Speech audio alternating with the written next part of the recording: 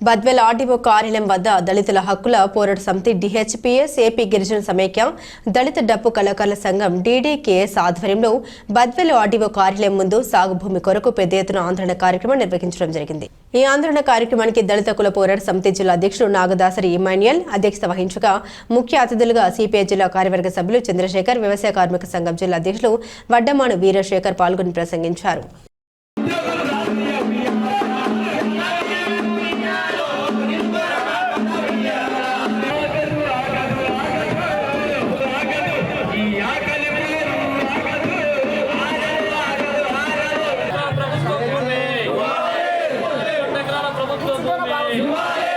Revenue division పరిధిలో ఉన్నటువంటి ప్రతి గ్రామంలో నివసిస్తున్నటువంటి అర్హులైనటువంటి పేదలందరికీ 2 ఎకరాల ప్రభుత్వ భూమిని సాగు భూమి ఇవ్వాలని చెప్పేసి ఈరోజు ఆంధ్రప్రదేశ్ వ్యవసాయ కార్మిక సంఘం బీకేఎంయు, దళిత హక్కుల పోరాట సమితి డిహెచ్పిఎస్, అదేవిధంగా ఆంధ్రప్రదేశ్ గిరిజన సమాఖ్య ఏపీజీఎస్ ఈ 3 సంఘాల సంయుక్త ఆధ్వర్యంలో బద్వేల్ ఆర్డీఓ కార్యాలయం ముందర ఈ యొక్క ధర్నా కొనసాగిస్తూ ఉన్నాం. ఈ ధర్నా ప్రధాన ఉద్దేశం ఏమంటే ఈరోజు నియోజకవర్గ వ్యాప్తంగా ఇప్పటికే చాలా సందర్భాల్లో ఎవరికి కూడా భూములు ఇవ్వలేదు, అసైన్మెంట్ కమిటీలు పెట్టారు, అవి కూడా పనిచేయలేదు. తర్వాత ఈరోజు భూమి లేదా అని చెప్పంటే ఈరోజు ప్రభుత్వ భూములు దాదాపు 30,000 ఎకరాల ప్రభుత్వ భూమి కబ్జాకు గురైపోయింది, ఆక్రమించబడింది. ఈరోజు కాశీనాయన మండలం నుంచి అక్కెంగుండ్ల అనేటువంటి గ్రామం దగ్గర నుంచి అట్లూరు వరకు 30,000 ఎకరాల ప్రభుత్వ భూమి ఉంటే ఈ యొక్క అధికారం మాత్రం పేదలకు ఇవ్వడం లేదు. అంటే దళితుల పట్ల, గిరిజనుల పట్ల, మరి వ్యవసాయ కూలీల పట్ల అంత వివక్ష ఎందుకు అని చెప్పి మేము అడుగుతా ఉన్నాం. కాబట్టి మీరు చెప్పేటువంటి మాటలకు చేసేటువంటి చాలా ఈరోజు కనపడటం లేదు. ఈరోజు గ్రామ సభలు పెడతాన్నారు, గ్రామ సభలు ఏం చెప్తున్నారు, గ్రామ సభలు ఏం పరిష్కారం అవుతున్నాయి. కాబట్టి మేము ఒకటే అడుగుతున్నాం, ఈరోజు వ్యక్తిగత దరఖాస్తులు పెట్టించాం మొత్తం అందరితో కూడా. ఆ దరఖాస్తులు కూడా పరిశీలించాలి.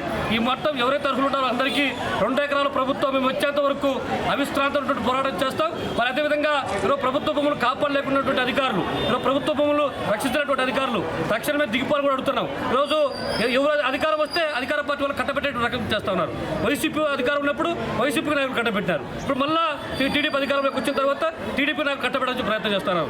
నిజమైనటువంటి పేదవాడికి ఎవరికి అన్యాయం జరిగినా కూడా చూస్తూ ఉండేటువంటి ఈరోజు మేము ప్రసక్తి లేదు. కాబట్టి తక్షణమే అధికారులు ఆలోచన చేసి ఈ వచ్చినటువంటి ప్రజలు ఎవరైతే ఉన్నారో వాళ్ళ సమాధానం చెప్పి వాళ్ళ సమస్య పరిష్కారం చేస్తామని చెప్పేంత వరకు కూడా ఇక్కడి నుంచి కదలమని చెప్పేసి హెచ్చరిక చేస్తా ఉన్నాం. వీరశేఖర్ ఈరోజు వీరశేఖర్ వ్యవసాయ కార్మిక సంఘం మీ అధికార యంత్రాంగం మేనమేసాలు లెక్క వేస్తూ ఉంది.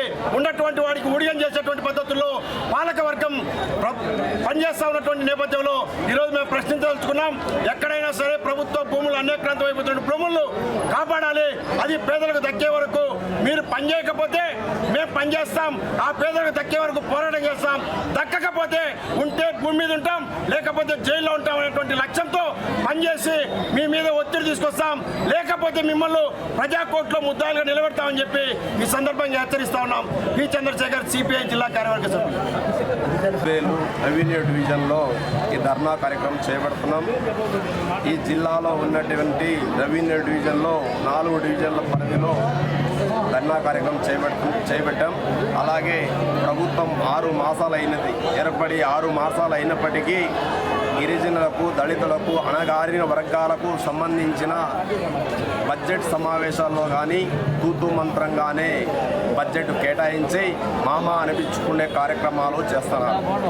ఈ వర్గాలకు సంబంధించింది ఓట్లు, సీట్లు ప్రతిపాదన కిందనే పరిపాలన చేస్తున్నారు ప్రభుత్వాలు.